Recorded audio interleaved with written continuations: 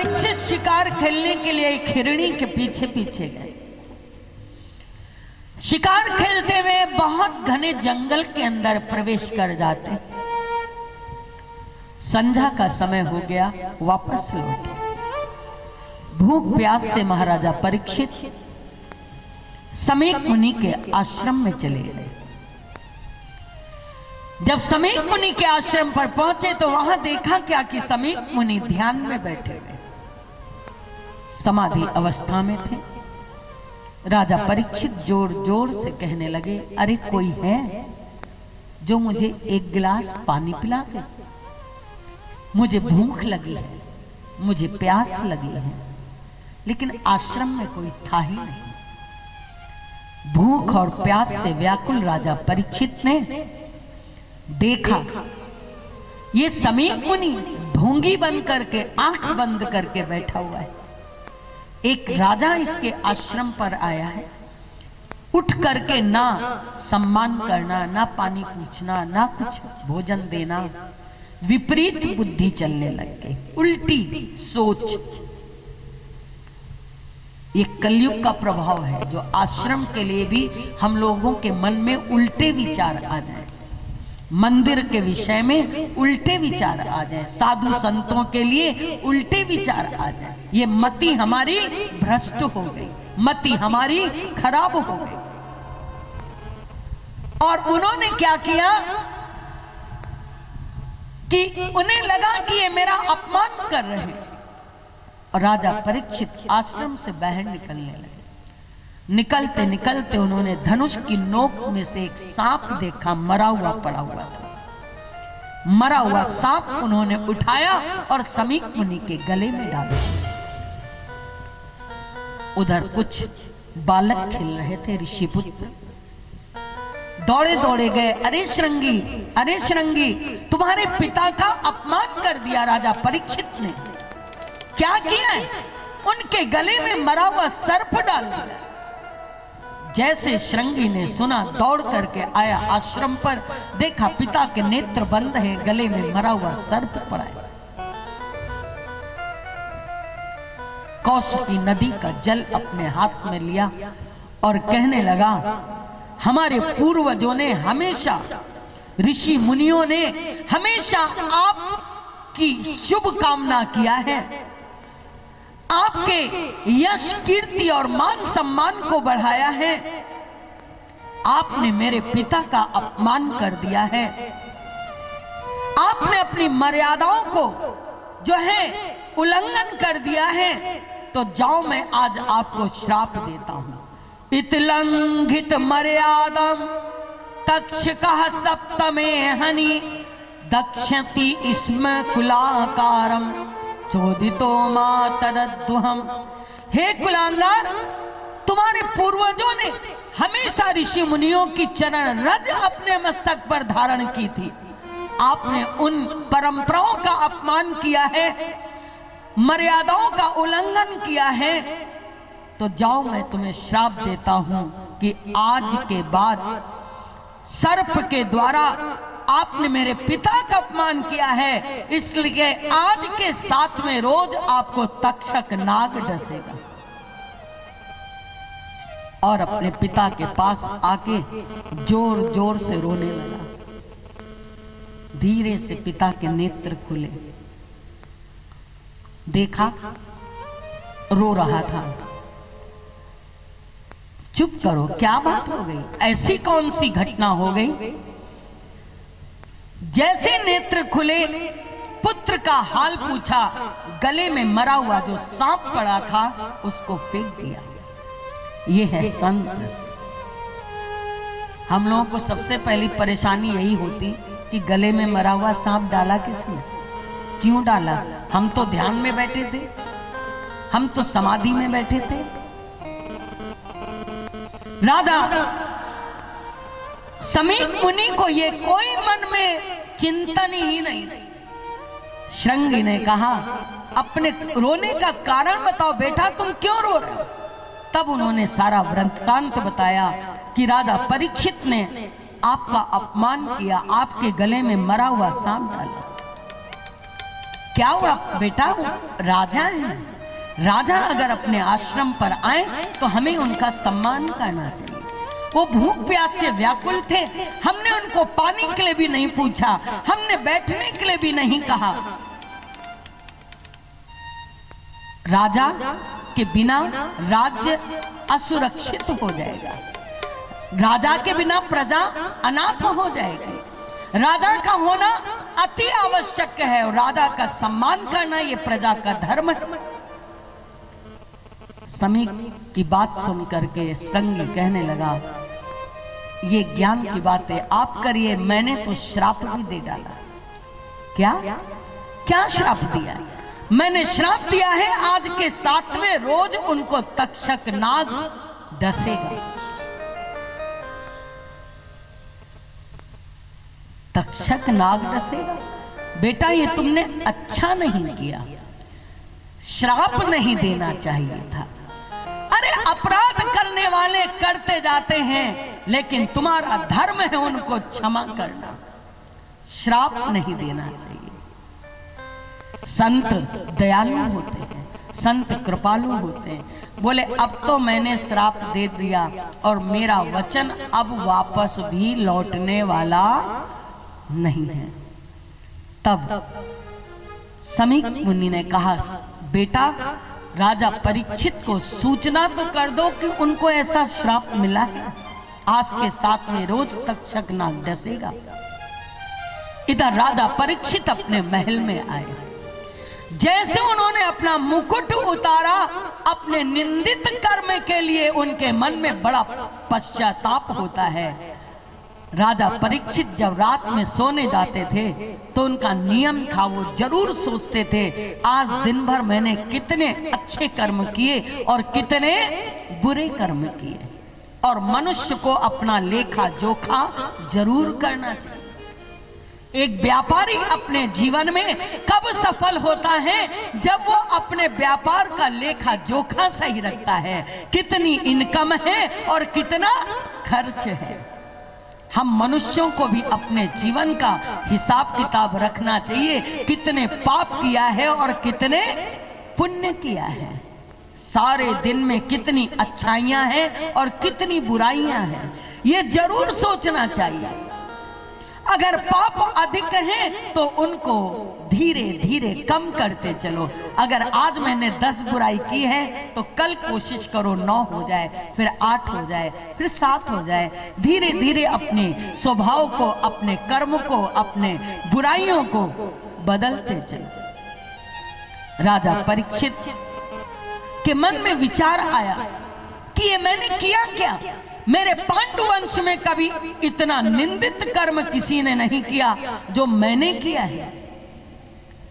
मुझे इसका दंड जरूर मिलना चाहिए, क्योंकि अगर अपने किए का दंड नहीं मिलेगा तो वो भूल बार बार हमसे हो जाएगी, और अगर हमने कोई दंड दे दिया अपने आप को तो दोबारा वो भूल हमसे नहीं होगी। राजा परीक्षित ने राजसभा में जाकर के बैठे। जैसे सिंहासन पर बैठे तो गौरमुख नाम का ब्राह्मण आया। कहा, महाराज मैं समीक मुनि के आश्रम से आया हूं। समीक मुनि के आश्रम पर आप पधारे थे, आपने उनके गले में मरा हुआ सर्प डाल दिया। उनके पुत्र श्रृंगी ने आपको श्राप दिया है कि आज के 7वें रोज आपको तक्षक नाग डसेगा। जैसे ही राजा परीक्षित ने सुना, प्रसन्न हो गए। बहुत अच्छा, मुझे मेरे कर्म की सजा तो मिली, मेरे अपराधों की, मेरे गुनाहों की मुझे सजा तो मिली। सजा जरूरी है। राजा परीक्षित को वो मरना भला लगा और राजा परीक्षित ने तत्क्षण अपने पुत्र का राज तिलक कर दिया और राज्यभार उनको सौंप करके गंगा के किनारे पर आने के लिए जैसे चले तो जन्मेजय ने कहा कि पिताजी रुकिए, मैं इसका बदला लूंगा। बोले नहीं जन्मेजय, ये सौभाग्यशाली तुम्हारा पिता है जिसको अपनी मृत्यु का ज्ञान तो हो गया। मरना तो है, लेकिन कब मरना है ये किसी को नहीं मालूम। मुझे मालूम है कि आज के 7वें रोज मुझे तक्षक नाग डसेगा। काल ही तक्षक है, 7 दिन ही हमारे और आपके जीवन के हैं। ये मत सोचना ये परीक्षित को श्राप है, ये श्राप हम सबको मिला हुआ है। परीक्षित कौन है? हम सब लोग परीक्षित हैं। हम लोग आए हैं यहाँ पर भगवान को ढूंढने, भगवान को लेने, भगवान का दर्शन करने। लेकिन आए थे हरि भजन को, ओटन लगे कपास। आए थे भजन करने और फंस गए भगवान की माया में। लेकिन ध्यान देना, तक्षक नाग जरूर डसेगा और 7 ही दिन में डसेगा। रविवार, सोमवार, मंगलवार, बुधवार, गुरुवार, शुक्रवार और शनिवार, इन 7 दिनों में ही काल हमारे पास आएगा। इसलिए 7 दिन प्रभु का भजन करो। ये मत सोचो 1 दिन कर लिया, 2 दिन कर लिया, 3 दिन कर लिया, नहीं, 7 दिन प्रभु का भजन करो। अनन्य भाव से प्रभु का भजन करो। महाराजा परीक्षित ने सब त्याग करके और गंगा के तट पर आकर के बैठ गए। वीतरागी और परम विरक्त शिरोमणि राजा परीक्षित जब गंगा के तट पर आए तो क्या देखते हैं, जैसे ये खबर चारों ओर फैली तो अनेक ऋषि मुनि, ऐसा कहा जाता है कि 25,000 संत वहां पर पहुंच जाते हैं। और राजा परीक्षित उनके सबके बीच में बैठ जाते हैं। श्राप के बारे में सुनते ही वशिष्ठ, अत्रि, च्यवन, दुर्वासा, व्यास जी, नारद जी, 25,000 संत वहां पर सारे बैठ गए और राजा परीक्षित ने सबकी वंदना की, सबकी पूजा की और कहने लगे, अहो वयम धन्य तमान पाणम महंत मानुग्रहणीय शीला राज्ञां कुलम ब्राह्मण पाद शौचात् दूराद विश्रेष्टम बत गर्य कर्म। उन संतों को देख करके महाराजा परीक्षित अत्यंत प्रसन्न हुए और सबको उन्होंने प्रणाम किया। उन्होंने सबके चरण धोए। उन्होंने कहा, मुझे ऋषि बालक का श्राप नहीं, मुझे बल्कि वरदान मिला है। मैं इतने बड़े बड़े संतों के दर्शन प्राप्त कर रहा हूं, गंगा के तट पर मैं बैठा हुआ हूं, संतों के मध्य में मैं विराजमान हूं। ये मेरा परम सौभाग्य है। आप जितने सत्पुरुष यहाँ पर विराजमान हैं, मैं आपसे कुछ प्रश्न पूछना चाहता हूं। पूछो। बोले, जीव को सदा सर्वदा क्या करना चाहिए? मनुष्य को सदा सर्वदा क्या करना चाहिए? और जिसका अंत समय बिल्कुल निकट आ जाए उसको क्या करना चाहिए? जो थोड़े समय में ही मरने वाला हो। हमारे 2 प्रश्न का उत्तर दो। हमेशा क्या करना चाहिए और मृत्यु निकट आ जाए तब क्या करना चाहिए? जो मेरे प्रश्न का उत्तर दे दे वो ये जो सिंहासन है इस पर विराजमान हो जाए। जितने लोग वहां पर, जितने संत थे, वो सोचने लगे, जप बताया जाए कि तप बताया जाए कि योग बताया जाए कि अध्ययन बताया जाए कि कोई अनुष्ठान बताया जाए, किसी को कुछ एक निर्णय नहीं कर पा रहे थे। अनायास क्या हुआ? प्रभु ने प्रेरणा की सुखदेव को कि मेरा परम भक्त है, तुमने भी मां का दूध नहीं पिया है और परीक्षित ने भी मां का दूध नहीं पिया है और दोनों ने मेरा दर्शन प्राप्त किया है। इसलिए सूत जी कहते हैं कि सौनकाद ऋषियों को कथा सुनाते हुए उस समय पर वेद व्यास जी महाराज भी उस सभा में बैठे हुए हैं, उनके पिता भी वहां विराजमान हैं और अनायास तत्र भावत भगवान व्यास पुत्रो यत्रिक्षया गामटमानोनपेक्षा अलक्ष्य लिंगो निज लाभ तुष्टो वृत्तस्य बालै खद्योतवेशः। जिनके भूरे भूरे केश हैं, व्यास जी के आत्मज हैं, उनके पुत्र हैं, ज्ञान में चंद्रमा के समान हैं, 16 वर्ष की उनकी उम्र है, दिगंबर हैं, अत्यंत तेजस्वी और ज्ञान के चंद्रमा हैं। ऐसे सुखदेव जी महाराज सहज भाव से चले आ रहे हैं। उनके पीछे कुछ बच्चे, कुछ स्त्रियां कहते ये पागल है, ये उन्मत्त है, ये जड़ है, लेकिन वो किसी की तरफ नहीं देखते हैं। वो केवल अपने प्रभु के ध्यान में खोए हुए और चले आ रहे हैं और आकर के उस सिंहासन पर बैठ जाते हैं जो सिंहासन खाली पड़ा हुआ था, जिस पे बैठने के लिए अभी सब संचार कर रहे थे, लेकिन सुखदेव आते ही उस पर विराजमान हो जाते। जैसे सुखदेव जी बैठे, राजा परीक्षित ने उनको प्रणाम किया, उनका पूजन किया, उनके चरणों को धो करके पिया और राजा परीक्षित ने बड़ा सुंदर प्रश्न किया, हे गुरुदेव,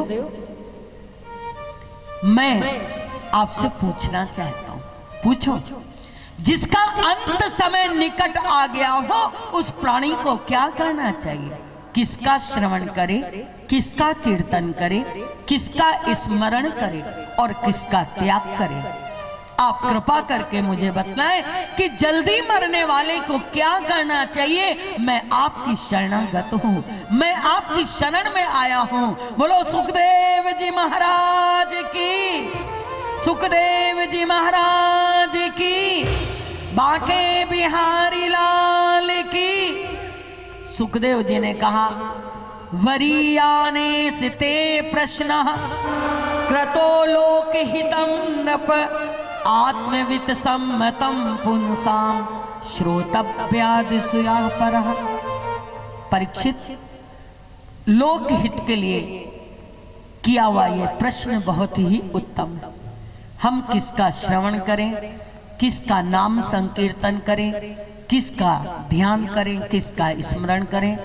श्री सुखदेव जी ने बड़ा सुंदर 12 स्कंधों तक इन्हीं 2 प्रश्नों का उत्तर दिया है।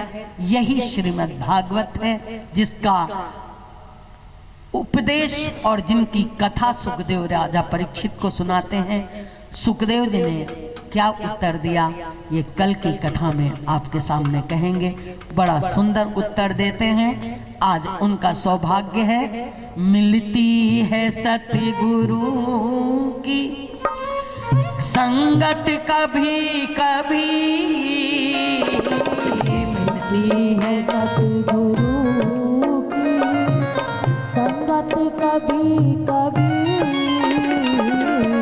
मिलती है सतगुरु की संगत कभी कभी, मिलती है सतगुरु की संगत कभी कभी। अरे चढ़ती है मन पे नाम की रंगत कभी कभी, चढ़ती है मन पे नाम की रंगत कभी कभी, मिलती है सतगुरु की।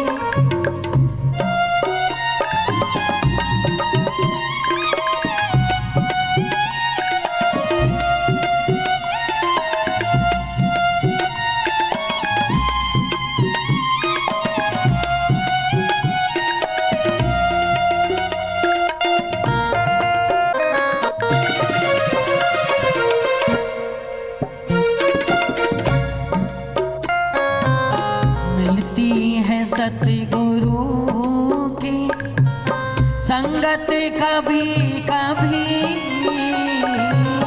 मिलती है सतगुरु की संगत कभी कभी। चढ़ती मन पे नाम की रंगत कभी कभी, चढ़ती है मन पे नाम की रंगत कभी कभी। मानव को रहना चाहिए बुराइयों से दूर, मानव को रहना चाहिए बुराइयों से दूर। हाँ, मानव को रहना चाहिए बुराइयों से दूर। मानव को रहना चाहिए बुराइयों से दूर। सदा बुराइयों से दूर रहो। क्यों? लेकर के डूब जाती है, लेकर के डूब जाती है कुसंगत कभी कभी, कभी लेकर डूब जाती है कुसंगत कभी कभी। मिलती है सतगुरु की संगत कभी कभी।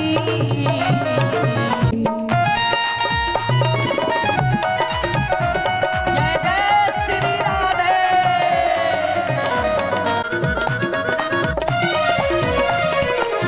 इज्जत को पाके भूलना ना हरि को चाहिए, इज्जत को पाके भूलना ना हरि को चाहिए। इज्जत को पाके भूलना ना प्रभु को चाहिए, इज्जत को पाके भूलना ना प्रभु को चाहिए। दे करके छीन लेते अरे इज्जत को पाके भूलना ना प्रभु को चाहिए, इज्जत को पाके भूलना ना, हरि को चाहिए। इज्जत को पाके भूलना ना प्रभु को चाहिए। दे करके छीन लेते हैं, दे करके छीन लेते हैं अरे इज्जत कभी कभी, दे करके छीन लेते हैं इज्जत कभी कभी।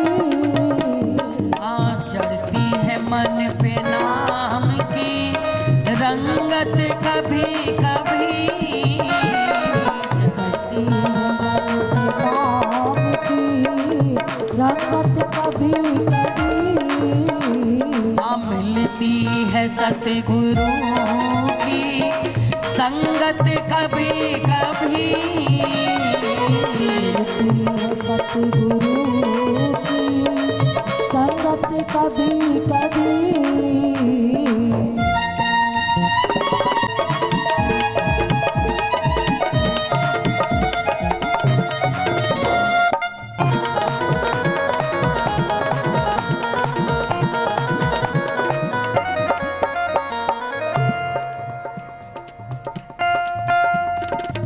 सोचा है तो कुछ सोच ले परलोक के लिए, चाहे तो कुछ सोच ले परलोक के लिए। सोचा है तो कुछ सोच ले परलोक के लिए, सोचा है तो कुछ सोच ले परलोक के लिए। क्यों? मिलती है सतगुरु को, मिलती है सतगुरु को अरे फुर्सत कभी कभी, मिलती है सतगुरु को फुर्सत कभी कभी। रंगत कभी कभी। मिलती है सतगुरु की संग कभी कभी, होती है सतगुरु की संगत कभी कभी, चढ़ती है मन पे नाम की रंगत कभी कभी, चढ़ती है मन पे नाम की रंगत कभी कभी।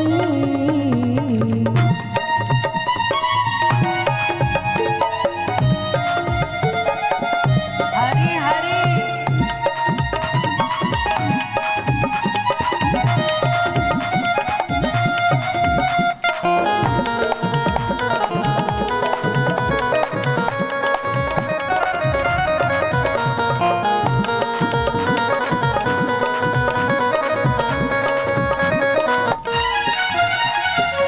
चरणों में गुरुदेव के सागर भरा हुआ, चरणों में गुरुदेव के सागर भरा हुआ,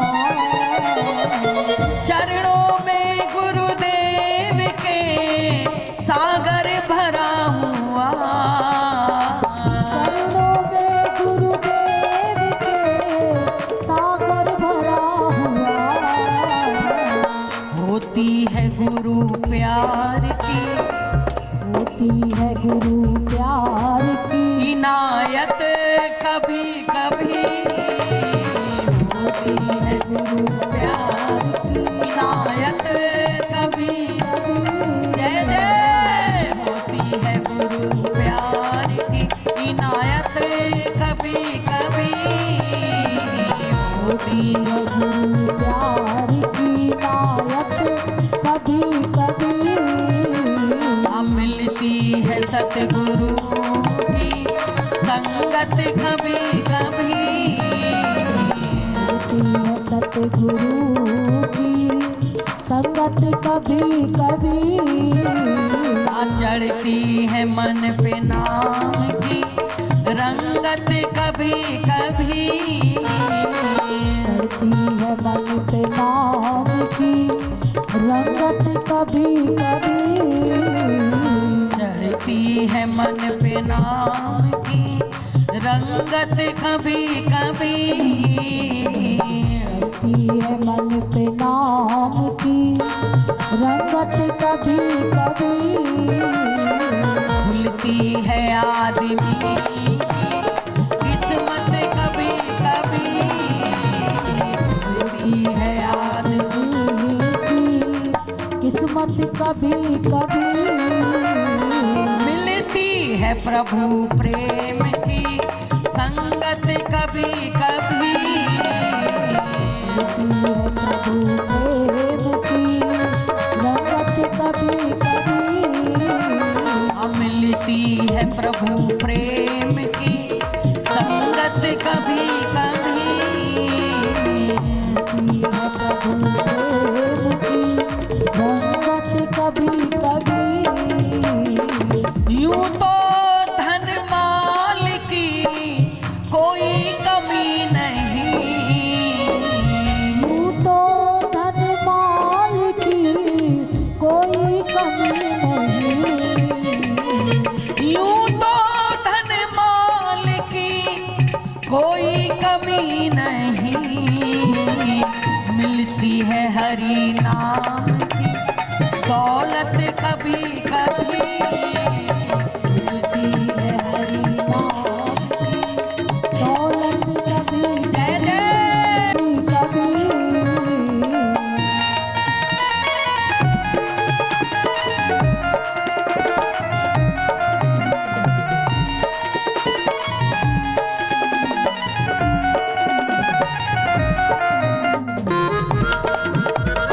जय जय श्री राधे।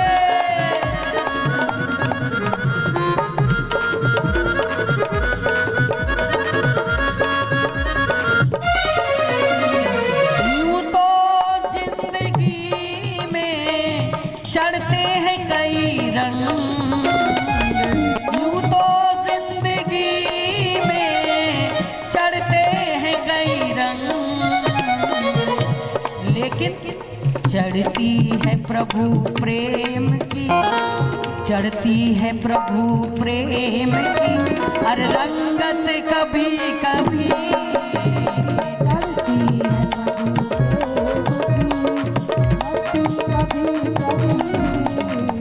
चढ़ती है प्रभु नाम की रंगत कभी कभी,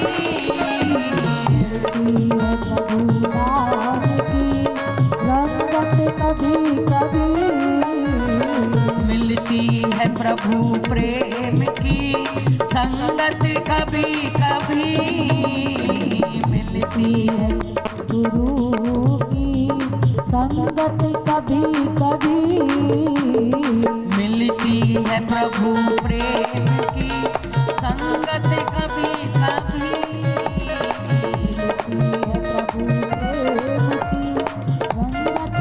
कभी कभी। बोलो बांके बिहारी लाल की, राधे सरकार की, भागों से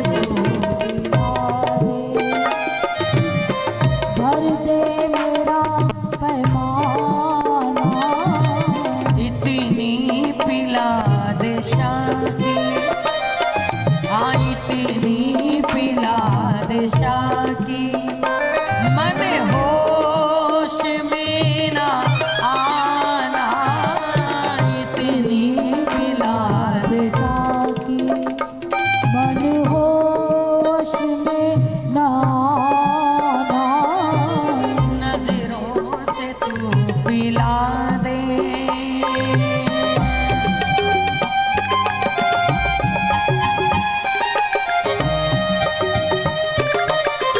हरी हरी